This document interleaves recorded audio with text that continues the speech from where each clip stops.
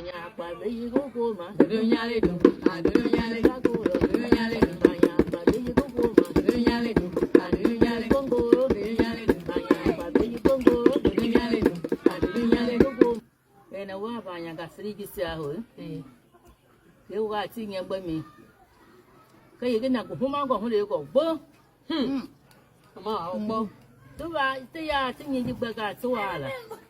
có ba cái anh nhìn cái gì mà của tôi cái đấy hình gì em và gì cái thì mẹ hay cái gì cả tôi thích gì à quên cái đã học bài về cái cái đã học bài về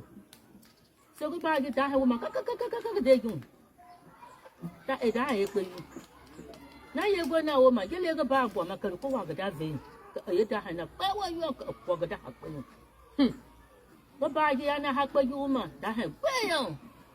cái gì của ở phía của cũng có học cái à ba đây giờ cái ba cái này cái bây giờ cái gì mà với cái mà mồi nó có mấy cái gì cái ya cảm ơn mà cảm ơn cô bà cảm ơn cái mà nó nhắm mà bé là nó muốn việc cũng là muốn vài nhà vậy mà cái nhà cái này gì cả là đã phải bé nhà học bây giờ cho cái ra hay vi đâu với cái bộ nhà như vậy cái này học bộ mà đã hay phải những cái vui mà mồi cảm ơn cái gì cho mà mồi thì quý mà giờ hình như không mình rồi giờ nó mớiบอกcái bùi ở ở cô bà học bài về nó giờ hình như không mình rồi giờ cái đấy bây giờ cái bố mà mua nào bố bùi cái nhà bùi bé ok kìa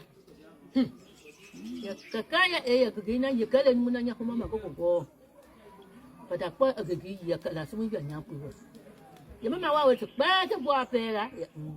giờ học về bùi đi na ở bên này giờ giờ thiên nào bỏ bên nào là số người giàu giờ bố phục vụ nào bố đủ mà không biết thực cái vụ mà bố còn béo mà à rồi nào phê cả hơi vậy nhà bao gì à nhà đi cơ mà rồi dưới đây là số mình cho mình nè có bây giờ mình này nhục bí à nè ta phải xem lấy cảm ơn cái này như thế cái điều là chỉ là những cái mình nè có bao mà quý sao nếu có ai à cái nhà bé cái nhóm người bao luôn cái à cái bao à thế thì lúc bé luôn mi rồi so apa je nak dapat ba ada haji mo kak mau nyapu ba ni huma bu ka egi ko ato ma ka nyapu ba hak ba ji ga bete ato we ji ga sa tu ya nyawu ji ji yoti jale ka ba bu le ko kongu a ko lo ko wa fe da hai na agoyon apu không biết của cô agoyon apu gede agoyon apu gede fi ma fe sa wona na aku pun bahasa. oh ya Aku egbo. Tak boleh gua. Tanya apa lagi kau mah? đưa nhà lên đủ đưa